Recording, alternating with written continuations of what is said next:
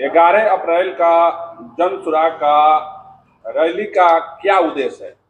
जो 11 अप्रैल का पटना गांधी मैदान में होने वाला है, उसका क्या उद्देश्य है? पहले तो आप सभी का स्वागत है जी।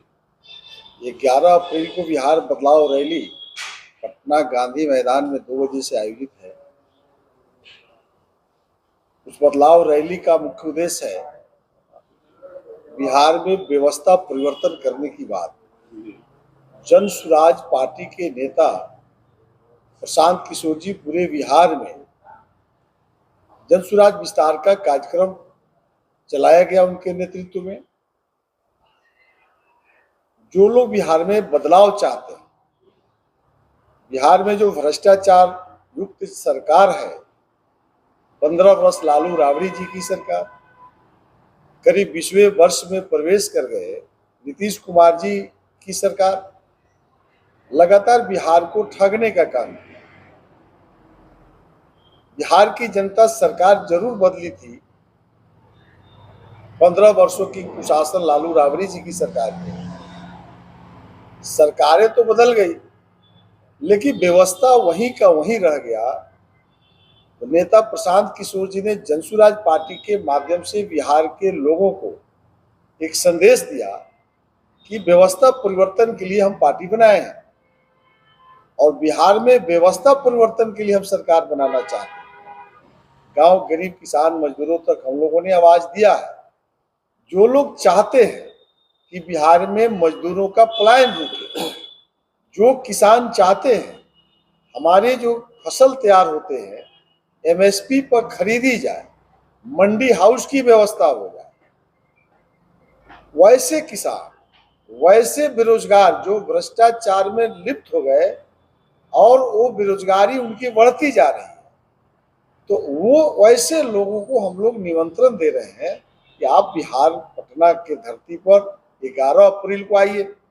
क्योंकि जो लोग बिहार बदलाव चाहते हैं उन्हीं लोगों को हम लोग लाए हैं। प्रशांत किशोर जी के नेतृत्व में एक स्वच्छ वातावरण के निर्माण के तहत जो है हम लोग वैसी माहौल बनाना चाहते हैं जो व्यवस्था परिवर्तन के साथ सरकार चलावे। और किसान जो थे वह रोज गरीब होते चले गए। गरीब क्या कहा जाए, उसको कंगाल शब्द दिया जा सकता है। तो भारतीय किसान और विशेषकर और दूसरे जगहों पर विकास हुआ, भाखड़ा नंगल परियोजना आई, आपको चकबंदी हुआ, कई तरीके से विकास हुआ।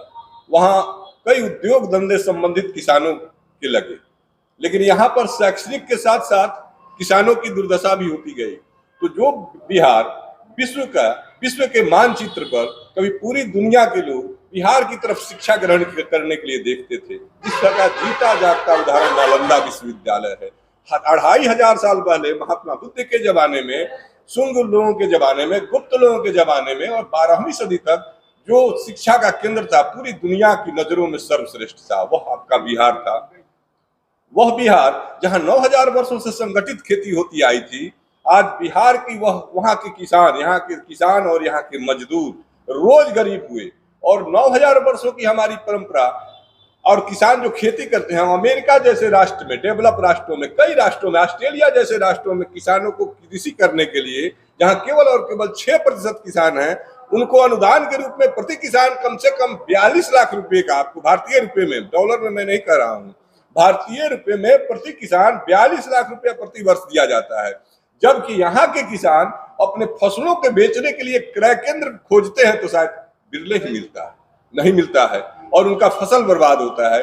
उनके फसलों के उत्पादन के बाद उचित मूल्य जो है वह नहीं मिल पाती है। तो इस कारण किसान प्रतिदिन यहाँ गरीब होते चले गए और उनके बच्चे कृषि मजदूर बने या मजदूर बन के उनका पलायन हुआ। इन सब चीजों को रोकने के लिए प्रशांत किशोर की यह परिकल्पना है कि 11 को भूतो न भविष्यति, इतना बड़ा हम जन सैलाब लेके चलेंगे पटना की उस गांधी मैदान की धरती पर, जो बिहार की आजादी के इतिहास के बाद कभी न हुआ है और न होगा।